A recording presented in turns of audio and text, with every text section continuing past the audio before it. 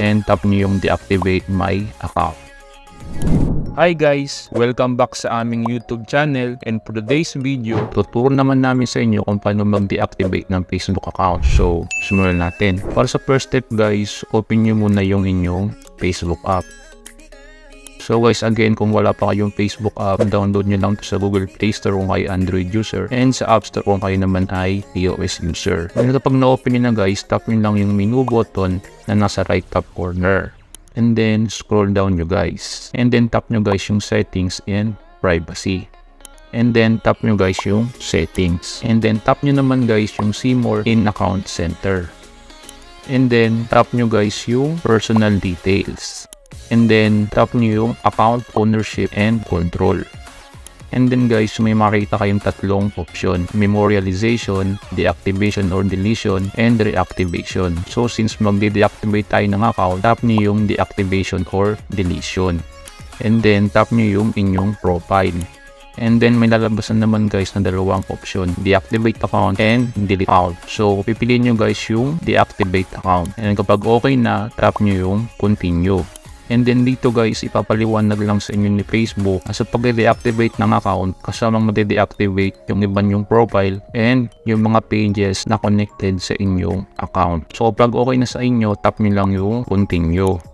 And then dito guys, lalagay nyo naman yung inyong password. So pag okay na, tap nyo na yung continue. And then dito guys, pipili lang kayo ng reason kung bakit nyo i-deactivate yung inyong account. So pili lang kayo dyan guys kung ano yung reason ninyo. So sa akin, ito lang yung pipiliin ko, yung pang-una. And kapag okay na, scroll down nyo and then tap nyo yung continue.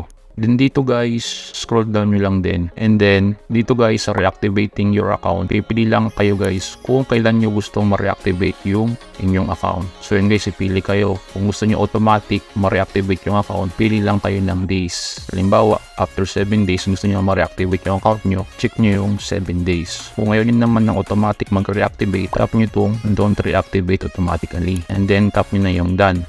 Then kapag okay na, tap nyo na yung continue. And then scroll down nyo and tap nyo yung deactivate my account.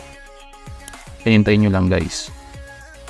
And yun na guys, naka-deactivate na yung ating Facebook account. So kahit naka-deactivate guys yung inyong Facebook account, pwede ba rin kayong gumamit ng Messenger. And kung gusto nyo naman ma-deactivate rin yung inyong Messenger, meron din kaming ginawang tutorial tungkol dito. So check nyo na lang itong video ito. Nilalagay namin yung link sa description. Yun lang guys for today's video. Sana matutunan tayo sa tutorial na ito. At kung nagustuhan nyo yung video na ito, huwag nyo kalimutang i-like, comment, and subscribe para updated kayo sa mga bago naming ilalabas na mga video.